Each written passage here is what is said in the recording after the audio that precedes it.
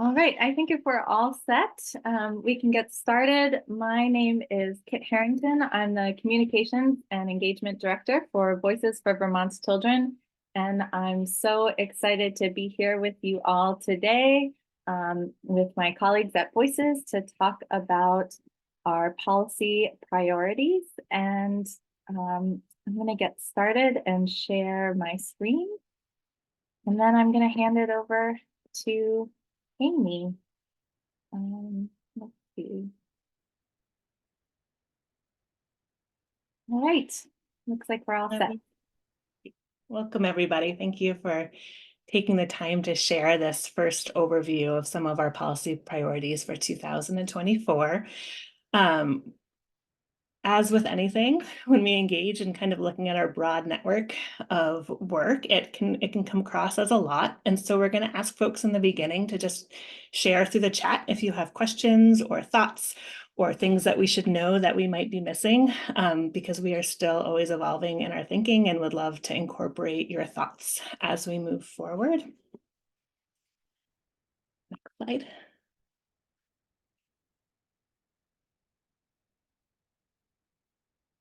So Voices has been having a lot of conversations around the rights of the child, and we listed the child-friendly language of the UN Convention on the Rights of the Child here.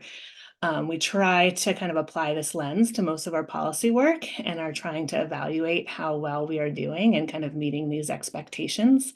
We can see some pretty easy lines between some of the things that we're working on in this document, but we invite you to kind of look back on it and reflect on it as we move forward and to kind of lift up places where we could do better. Next slide. And so oftentimes when we're talking about our policy priorities, we're asked to list like our top one or our top two or our top three. And this is intentionally kind of a blurry list because Voices, as many of you are, is connected to many conversations around many different topics, and they're all intersecting and they're all important, but it's really difficult for us to say, here's the one thing we can do to kind of make life better for children, youth, and families. We're really trying to operate at the speed of trust and see how all of our priority areas intersect. And in doing that, we can kind of show some of the conversations we've had throughout the year. Next slide. And similarly, we've been reflecting on the fact that we need all the pieces of the puzzles to support children, youth, and families. And so while we really celebrate and acknowledge gains that have been made in different sectors of child and family health, without all of the pieces, families still don't have their basic needs. And so you'll see some threads throughout this conversation around child welfare and economic security, largely because I'm doing the presentation today. And that's the area that I've spent the most time and have the most interactions with the community on. But just like the DCF system, when we look closely, we find more. And so we'll spend a little bit of time touching on some of the other domains and hopefully create spaces in the future to go into more depth on those. Next slide. So there's many different ways that folks look at the health of a family. One of the more common threads is the economic and social determinants of health, and we have those listed here. But it's also important to think about that in the context of our environment and the need to kind of work within a structure of community abundance, but also of limiting growth so that we can really make sure that we hit the target of meeting everybody's basic needs and create a structure that is sustainable at the same time. Next slide.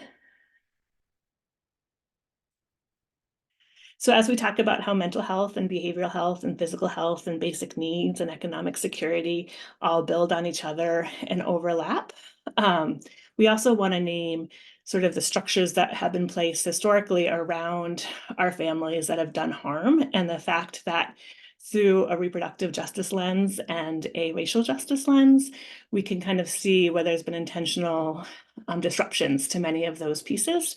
And it's really important to keep that in mind as we're trying to create our repairs and figure out how to move us to a place where we can get everybody to to a place of wellness. So you'll see in the center of this chart, it talks about increased maternal, infant, and mortality rates. This was from a TED Talk around sort of reproductive justice, and we'll send the link to that after, along with some other links. But I think the slide is a really good representation of how our past structures have really interfered with our current reality. And this was created by Jessica Roach. Next slide. We also want to keep in mind how we support our structures of support. And so we can't really have a conversation about the needs of children and youth and families without naming the structures that support those children, youth, and families. And so true shifts in outcomes will require shifts in the way that we invest in our support structures. Adequate housing supplies, technology systems that are effective and well cared for employees are critical to creating the conditions where children, youth, and families are well. Next slide. And as we talk about our partnerships and our coalitions and our movement building, it can all feel a little bit overwhelming. And so we just want to hold the space for the fact that our individual time and energy is a limited resource, but collectively we can benefit from abundance. We all know that we can't all be everywhere at the same time. And we are each holding so much, but when we work together, we can create solutions to these big problems that we're facing right now. Next slide. So I'm going to start with economic stability. It's a topic that we talk about a lot, and there are many different mechanisms to getting children, youth, and families there. We'll spend some time in the next slides getting a little bit more detail around a couple of the things that we're working on.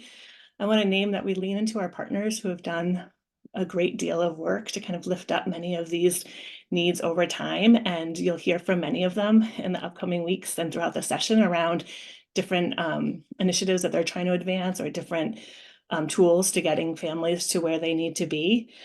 One of the things that we talk about is like creating a true picture of the need and what it takes to live and survive and thrive in Vermont, and then trying to figure out all the different pathways to getting there.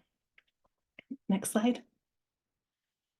So I'm going to spend a little bit of time talking about Reach Up. Reach Up is one of our priority areas that we work towards in coalition with many of our partners and many community members and employees of the state who are really working to get us to a place where children and youth and families can have their economic needs met, and they can also eventually move into a place of asset building and sustaining so that they do not need to rely on these programs, which can be kind of burdensome at times. And so I just want to kind of highlight a couple of things about the purpose of Reach Up. It's intended to support parental nurturing. It's intended to measure the success of the system by what is best for children. And it's intended to move the well-being of children by providing for their immediate basic needs, including food, housing, and clothing. I think that it's important to think about what Reach Up is not. It's not a program that is going to get us to kind of a place of financial security, but it really is supposed to be a program that will make it so that folks can have their basic needs met. Next slide. Just kind of want to highlight the part of improving the well-being of children by providing for their immediate basic needs, including food, housing, and clothing. We'll have some graphics coming up to show you how we're falling short in that area, but I think it's a conversation that has many layers. And so right now, when we figure out our grants for families, we use a housing allowance from 2001, and that's based on the actual housing costs of Reach Up participants in 2001. So it's already a deflated number. And then we take that and we couple it with a basic needs number from 2019 to create what we call our basic needs budget. And then we cut that in half with the rateable reduction. And so if you can go on to the next slide, it's really clear that by making that policy choice, we are not setting the structure up to do what is in the best interest of children. Next slide. So here's a graph that was created by Public Assets that kind of shows in 2002 what a family of 4 might need to get to sort of the structures or the budget that we've created as a state. So the JFO basic needs estimate is created annually and every other year now, there's a committee that kind of looks at all of the factors that go into creating that budget. And so it's a collective process to determine throughout Vermont what it actually takes to meet basic needs. And they couple costs with all of the benefits that happen so that they take into consideration tax credits and the childcare subsidies and all of the things that have happened recently, and come up with a figure of what a family would need to make their payments for each month.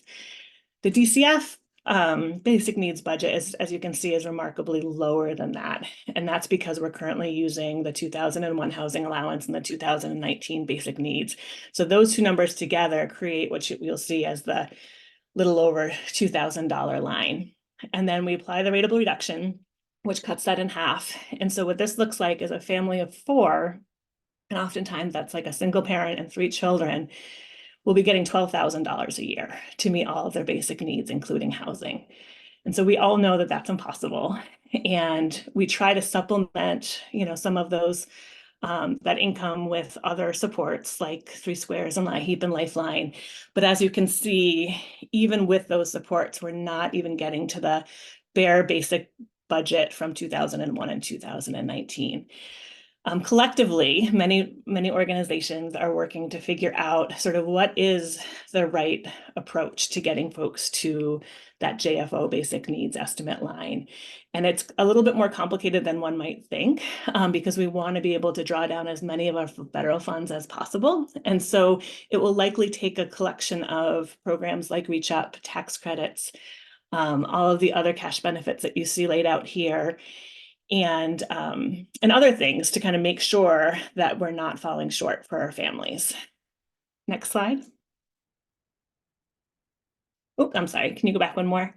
One of the things that that's really important to consider when we're talking about Reach Up is that we've done a lot of work on sort of our engagement model. We're really far ahead of the rest of the country in terms of shifting our policies so that we meet families where they are, and we work on identifying their needs and using that to guide the work with Reach Up employees. And I think that's something to celebrate. And many of those new policies will go into effect in January of this year. But what we've heard from Reach Up participants and what we know just from living in Vermont is that you can engage folks as much as well as possible, but without the cash, families still aren't able to meet their basic needs. And this kind of brings up a conversation that we've been having a lot around the state around how all of our systems intersect and the pathway from poverty into some of our higher end system of care. And we'll talk about that a bit later, but I just kind of want you to hold this slide in your head around, asking a family to meet their basic needs, including housing, for $12,000 a month, and what that asks of people and what that asks of children, and sort of what that looks like in daily life. So next slide. One of the things that we've been doing more and more at Voices is trying to lean into our partners and work in coalition to kind of put together a full package for economic security. And we were pleased to see that the legislature took the lead on a few earned income tax credits and child tax credits. And we know that during the pandemic, there were many credits that were extremely beneficial to children, youth, and families. And so one of the hopes is to expand on that work this year. So in 2024, we're hoping to expand on the tax credits that have already been passed and to add some new categories into that work. And so one of the opportunities will be to increase the amount of Vermont's EITC from 38% to 100% of the federal EITC for filers without children and 55% for filers with children, to create a new $1,000 foster care tax credit for 18 to 26-year-olds leaving the foster care system. We do have a couple of bills that are in the legislature right now that would offer direct cash transfers to youth transitioning out of foster care as well. And that would be a substantially larger benefit. But we know that all of the pieces really matter, and that having $1,000 is one extra way to help youth who are transitioning out without the economic supports of their families. We're also hoping to broaden the eligibility to reach those who have been left out. So that includes folks, filers who are 18 and older with, and then also to, ages 25 to 64. We want to extend the child tax credit to families with children of any age who have disabilities. Right now, it's only $1,000 for children under 6. And then we want to make the credits more accessible. Next slide. When we talk about, the ways to add more funding to our families that are living in poverty, we have to think about sort of where that funding comes from. And so we're proud to be a part of the Fund for Vermont's Future Coalition, and which has recently launched its Fair Share Vermont campaign. And this campaign would increase taxes in the top 2% of Vermont taxpayers. So that's folks making over $500,000 annually, and that alone will raise nearly $100 million each year in new state revenue. Next slide. We also need to reconsider some of the funding mechanisms that we already use. So currently, in order to pay for foster care, we have a couple of problematic practices within our state. One is that a federal regulation requires us to use our TANF dollars, which is a temporary assistance to needy families, which is the funding that often goes for Reach Up and childcare and earned income tax credits, and also some of our child protection work. And we take that money away from the families and use it to pay for the room and board for kids in state care. And what we know is that when kids go into state care, the foster home is required to be financially stable, right? They can't consider the money that they receive for supporting kids as income. The stipends for foster parents start at about $20 a day. So if we do the math on that, that's about $7,300 per child per year. And that's what we're saying as a state it takes to kind of meet the basic needs of one child within an economically stable household.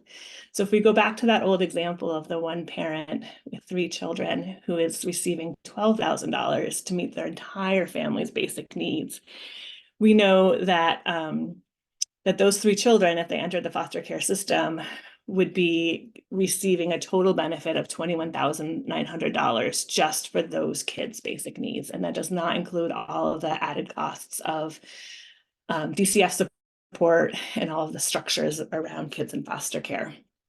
We know that we're not supposed to remove kids because of poverty, right? That's not a reason to file a petition for neglect.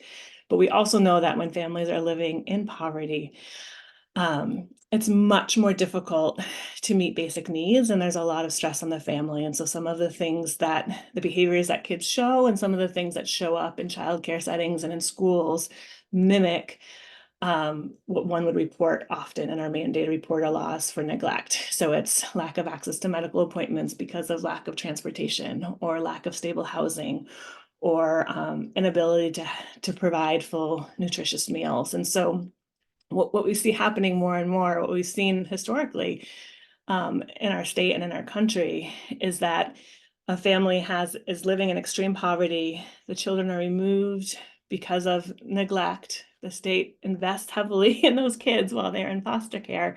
And at the same time, we have to take the payments that were previously given towards the parents in order to fund the foster care system. And so we're asking that parent to create stability, to find housing, to remove all the barriers to stability with less.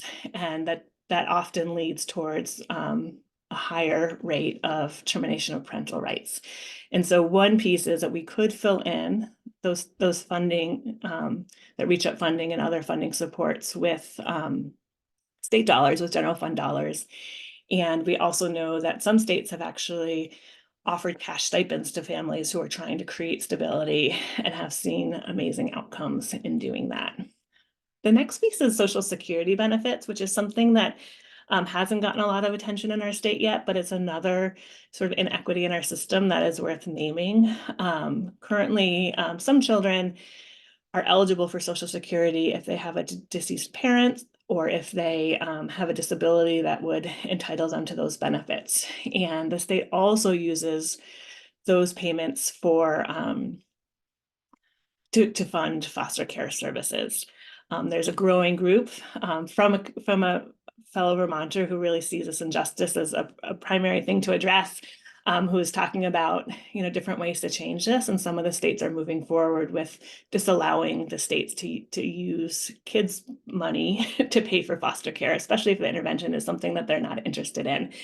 And one piece of this, as we get deeper into the complexity of it, is that the state is required to create, to use a different structure to figure out who the rep payee is, who is the person that manages a child's fund money. And currently, the state often uses the state as that rep payee, which is supposed to be the payer of last resort. And in doing that, oftentimes kids are not even aware that they've been entitled to these benefits. And one of the most painful things that I've learned from some of the disability rights advocates is that just like anything else, there's often human, or there can be human error. And so if the state creates a funding package through a state employee as a rep payee for a child and uses that money to pay for foster care, the child may not even know that they had that money and that it's being used for that purpose. But when they turn 18, if there was an overpayment, which does happen, then the youth is on the hook for repaying that money back to the government. And this is actively happening, and there are advocates out there that are helping with those individual situations as they occur. But up to 20 years in the future, the government can claim that there was an overpayment, and if the youth does not have the documentation, which they don't have, then they can be charged for the money that they never saw. I see in the chat that Nate also talks about child support payments. That's another piece of the puzzle. I don't think it's common for Vermont to charge parents directly for foster care. We've seen it in the news in other states where a family can reunify and then get a pretty significant bill in the tens of thousands of dollars for the services that were delivered, and end up losing custody of their children for failure to pay that. I have not heard of that happening specifically in Vermont. I have heard of some situations where parents have been charged, and it's a loophole that we could change in our law to disallow that as well. There's probably a lot of things that we don't know. And so we really rely on the community and folks who are working directly in the field to educate us about kind of all of these things that are somewhat rare, but really are inequitable and set people up for a difficult transition into adulthood. Next slide. Homes. So everybody on this call likely knows that housing is a very difficult and hot topic right now, both within the legislature and within the community. We are leaning into the folks who are most directly connected to this work to support the strategies that they're coming up with to help prevent homelessness in the first place, and then to help folks who are experiencing homelessness find stable and secure long-term housing. We know that we're going into the session with just as many, if not more, folks in the hotels than were present when the last session ended. What we hear from folks who are in that situation is that they're in a really difficult spot. So they struggle to name harm that's happening within that setting because they fear being unhoused entirely, and there are many people who are actively unhoused right now. And we're asking a lot of them. We're commingling trauma in really difficult ways. We're putting folks who are fleeing domestic violence into the same tight living quarters with folks who are actively experiencing domestic violence and actively causing harm. We have folks who are working to reduce substance use or working towards abstinence to be in the same facility with folks who are actively selling and engaged in that behavior. We have kids in places with adults who can't find other housing because of criminal backgrounds. And so it's just a really difficult situation. Again, it's often better than not having an option, but we have to think more creatively around creating safe family housing, creating very temporary crisis intervention housing, and then also to create much more long-term stable opportunities and support systems. Next slide. So when we talk about our investments, one thing that you may hear a lot this session is the DCF, the Child Protection Data System. And I won't spend a lot of time on this today. Next Wednesday, we'll be hosting a conversation with Deputy Director Erica Radke and Carly Thibault to talk about sort of the state of our data system, where we came from, and next steps. But I just want to kind of highlight the fact that using a data system that was launched in '83 to do this most difficult work is really is problematic in so many ways. And so we'll spend more time on that next week, but I think it just highlights the need to have the infrastructure in place to support all of these really good ideas that are emerging. We have a lot of thought leaders. We have folks who have, within the department, and advocates on the outside, and folks with lived experience, and folks who are actively providing services to have many ideas of how we can do things differently. And one of the barriers to doing that is that we don't have the infrastructure to implement many of the things that we know need to happen. So while it's difficult and kind of this big landscape to talk about things like the data system, it's absolutely necessary to set us up for many of our next steps. Next slide.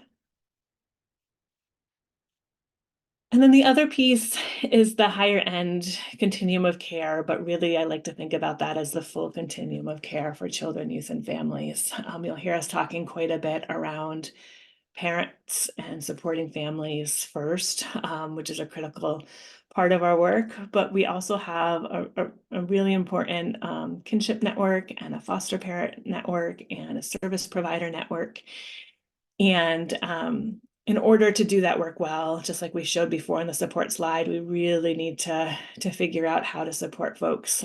There's been a lot of pressure on DCF around kids with complex needs and how we're supporting them.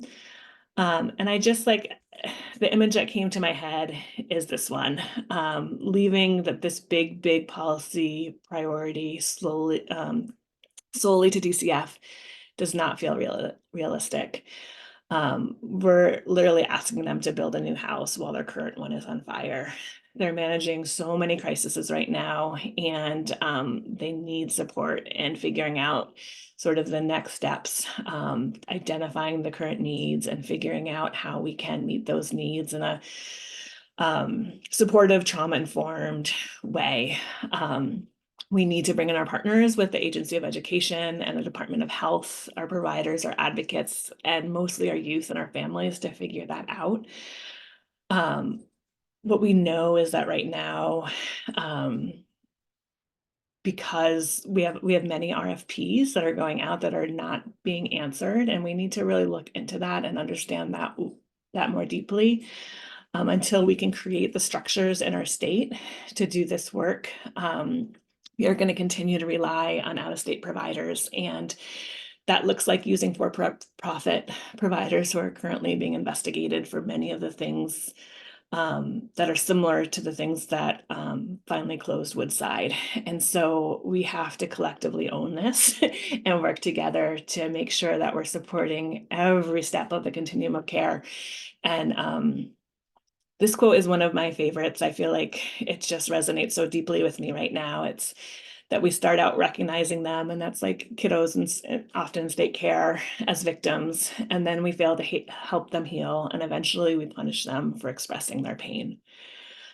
Another piece of this that I am still learning about is the fact that because the state has had a very slow, delayed implementation to our Families First Prevention and Services Act, We are not at a place where we've met the requirements for qualified residential treatment programs. And because of that, we are not accessing federal dollars at the same rate that we have in the past. So if you can go to the next slide.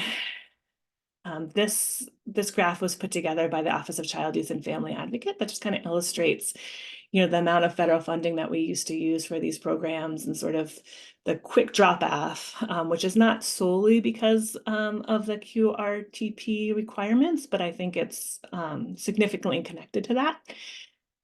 And so where like this might feel like a big burden to folks who are trying to find the funding for these programs, in some ways I see it as an opportunity, because if we're not, I think it's really important to have good guidelines, treatment protocols, all of the things that we need for youth who are in state care and are being, particularly those who are being served in congregate care or non-family-like settings. And at the same time, when we talk about the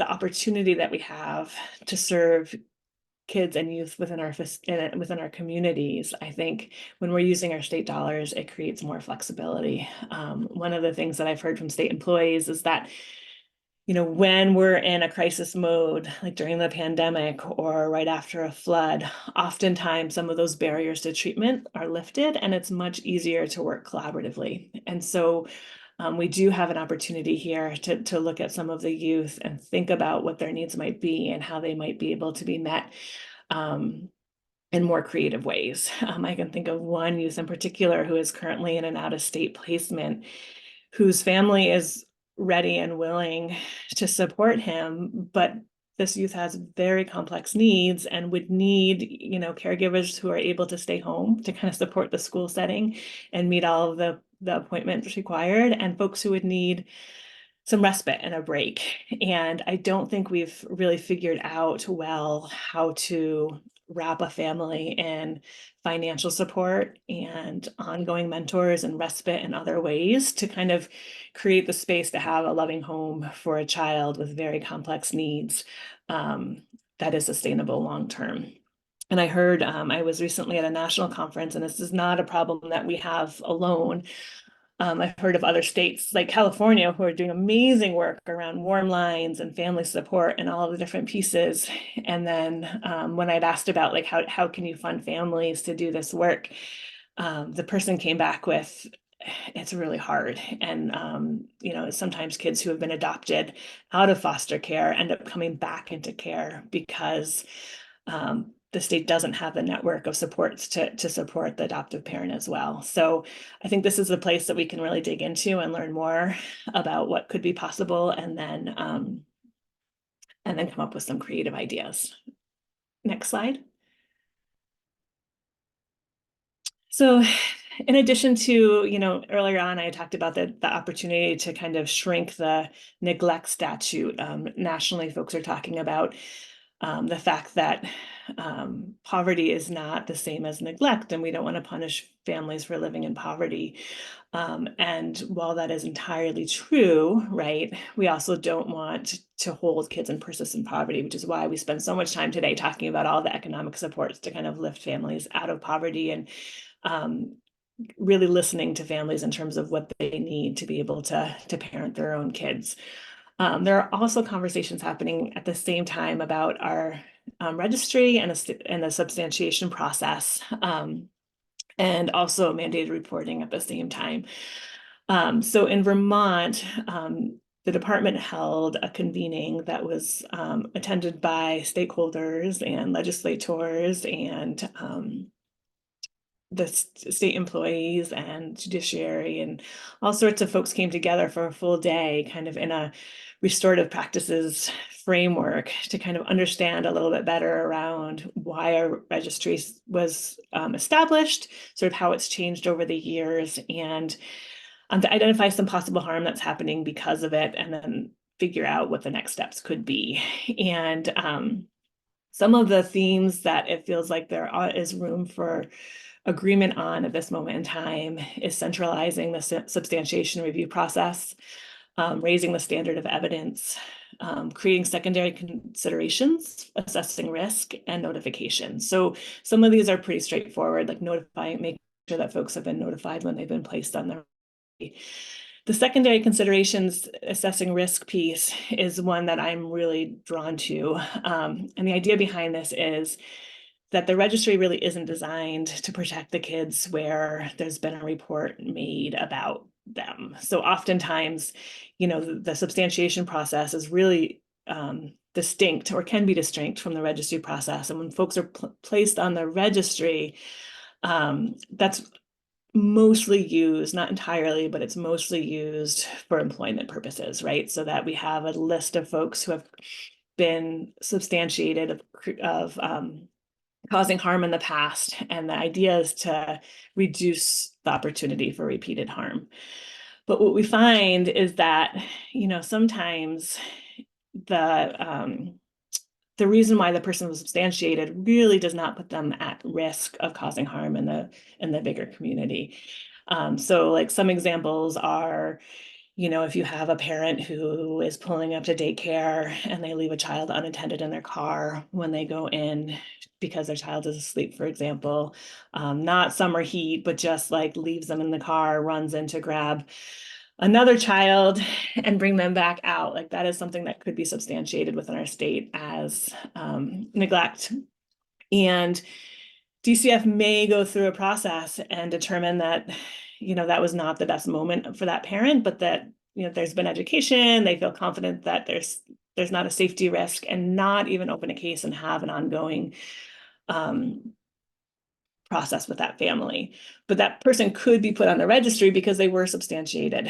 And so we're finding that some folks are ending up on the registry, and that's causing them the inability to work in public settings because of something that happened within their family that would not be transferable to a public setting. So we think of like the nursing field or working within a school setting, like these things.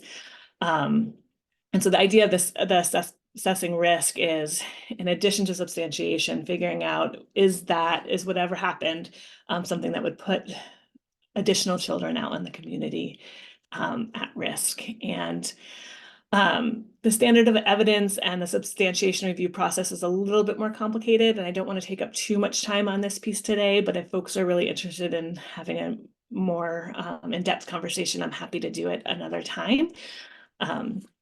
Next slide.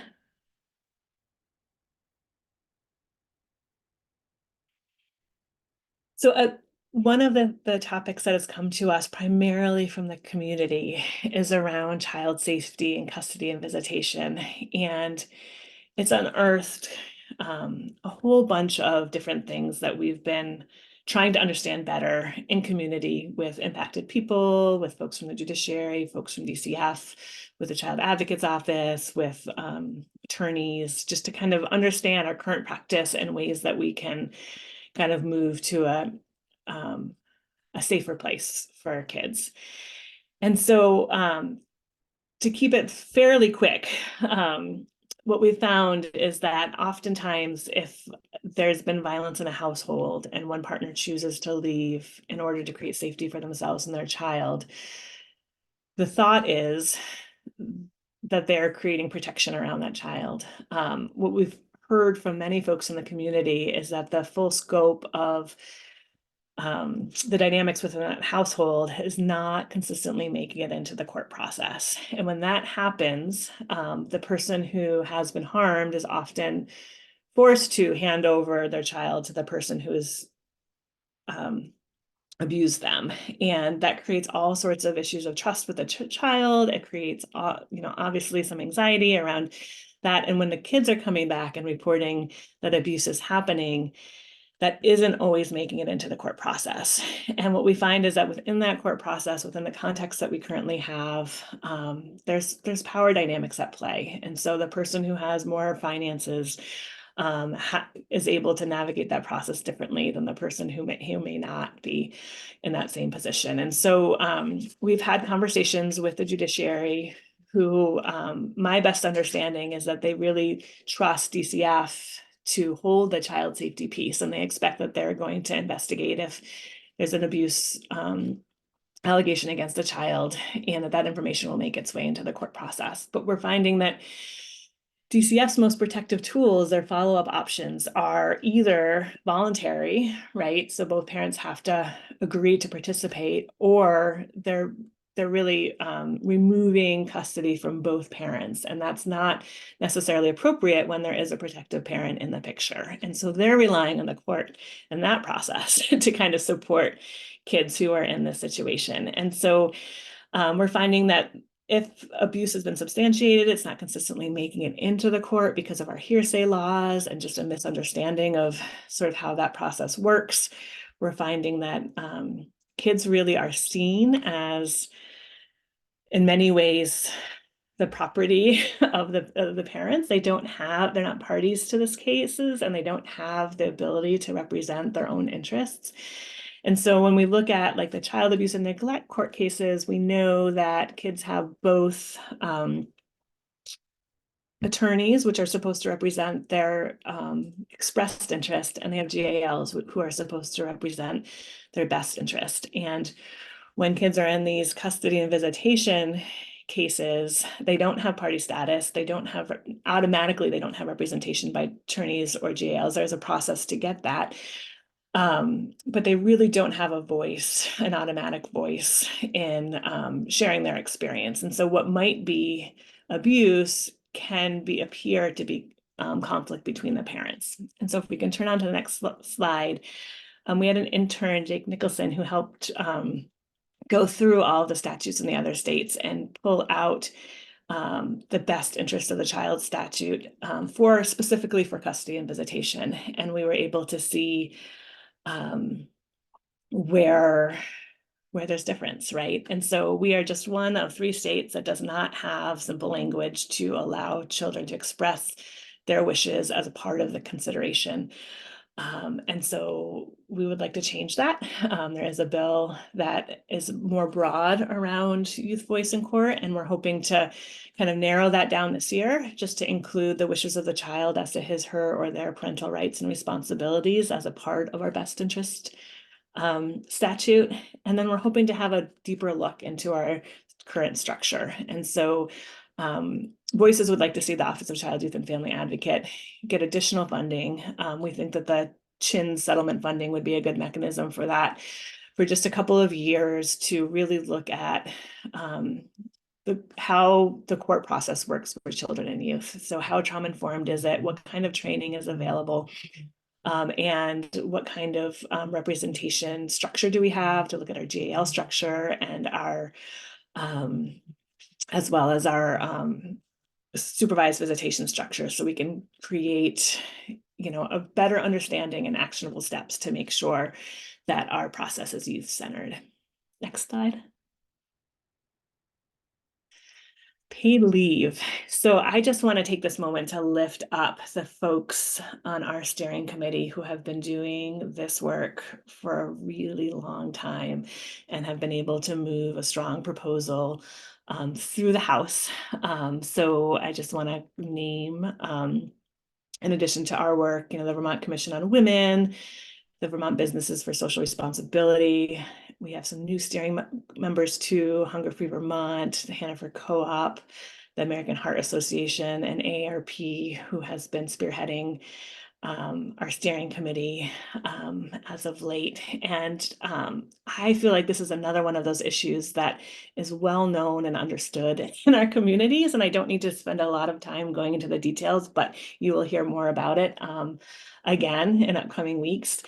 On a personal level, having been someone who's birthed a child, who's adopted a child, like the caregiving birth side of this resonates deeply with me. And I feel like in the Senate, that component of the paid leave package is also fairly well understood. I think that there's been, we need more attention to uplift and to fund the caregiving piece as well. And again, like on a personal level, my partner is currently in New York caring for his dad who's at end of life, and chose to stay this week because he didn't want him to die alone, and he wanted to be there to make sure that he's getting all the interventions that he needs.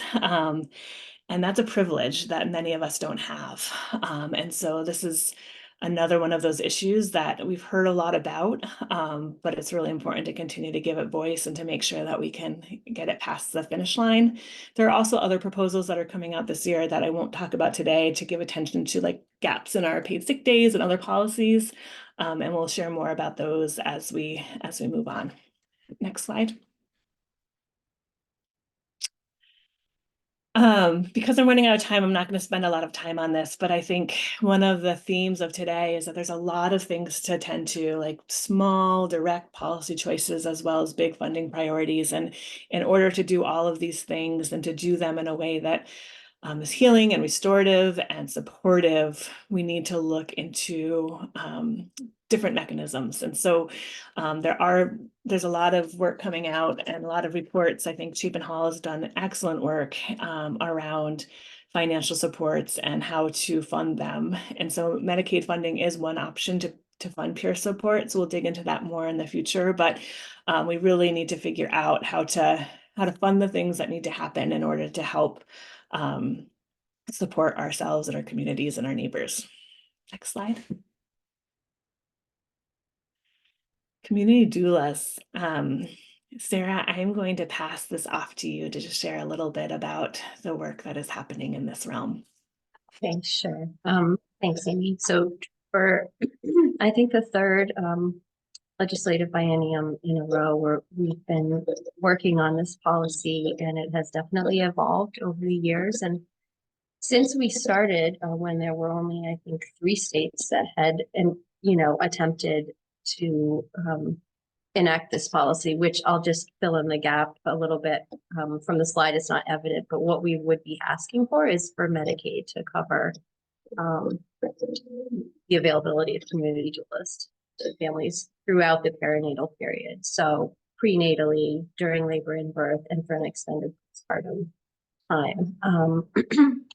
And so, there were 3 states, I think, 8 years ago, only a handful of states, and now there are 24 are either, have enacted this or are actively pursuing this policy. And it's, as I've included the metrics down below, which you'll often see in terms of like, these are the amazing outcomes that doula support can help us reach. And that is true. And I also have included that as a juxtaposition to these couple quotes up above at the top of the slide, which really talks about doulas as a human rights measure and human rights intervention. And part of the mechanism that that makes these outcomes possible is that doulas will have this unconditional relationship of and are able to autonomously provide that support to them. And so that's one of the pieces of this policy that we feel is really protect as the details get worked out of funding. But really, community doulas who are connected to their families and can have a real relationship of trust with them can disrupt potential experiences of harm that they're having, not just within the medical system, but I would say just like society at large. So these are some fabulous resources that I've included on the corner of the slide if people want to do more research.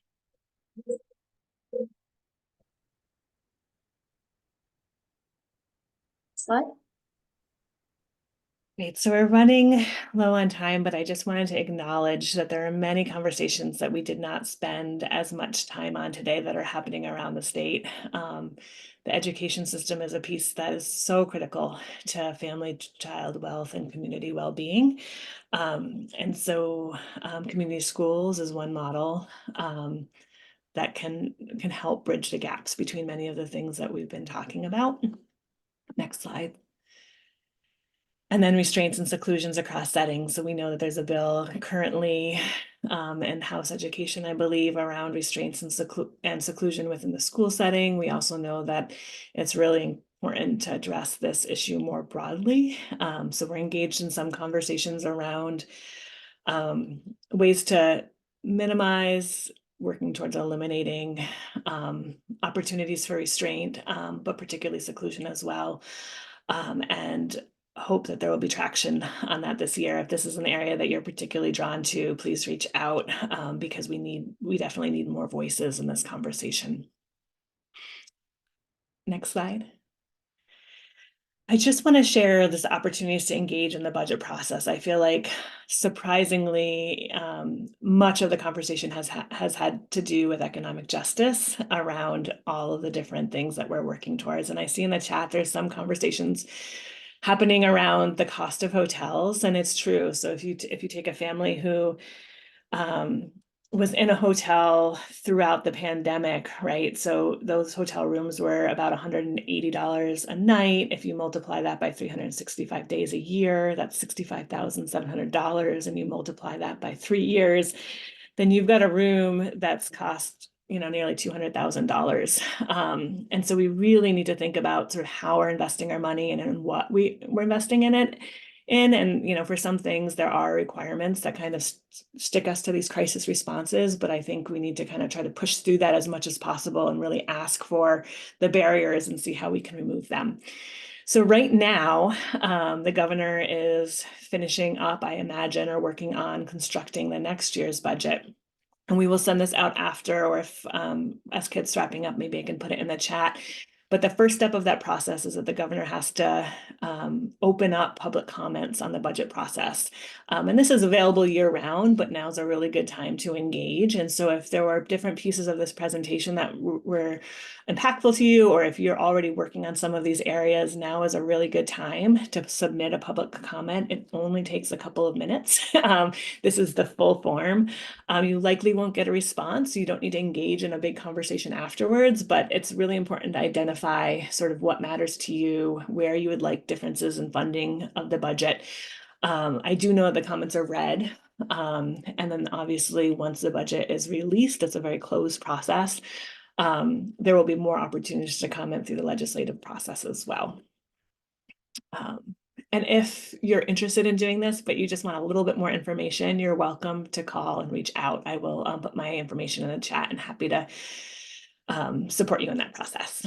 I'm going to pass it back to Kit to kind of share some gratitude and appreciation for each of you and your time and your expertise and your engagement. I feel like my network of colleagues and advocates and community members has grown significantly due to Voices for Vermont's Children. And I just appreciate you continuing to show up and help me and us learn more about kind of all of the things that we need to give our attention to.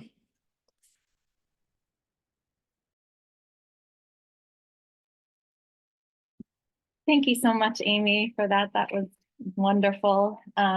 We're just have a couple of minutes here, so I want to be aware of that and aware that we didn't have as much time for questions at the end, but don't worry, this is not the last time that we'll be gathering together to talk about our policy priorities, the issues that we're working on. We're really invite you to continue to share and engage with us around these issues. As a matter of fact, it's central to our approach and to our ability to continue to move forward. So much of what is shared here today is a reflection of our broader community and the voices of you all and the voices of the communities that you represent. We have so much gratitude for your engagement, your support of our work. We wouldn't be here without you. And we're hoping to continue to build on that. Right now, we're in the midst of working on a 40th anniversary event. We're going to be celebrating our 40th anniversary this year. So we'll have an event that we're excited to share with you coming up in the spring. And it's also part of a broader process of engagement as we're sort of looking backwards and looking forward and grappling with everything that we're all holding collectively in this moment. So again, I just want to express my gratitude. We will be following up with resources and information. We'll have all sorts of other ways for you to learn more about the issues that were brought forth here, and we'll be continuing to add to this certainly throughout the session. So please reach out if you'd like to get involved. If you have thoughts that you want to share, we'd love to hear from you. We're so grateful for your time. And thank you again so much just for joining us today.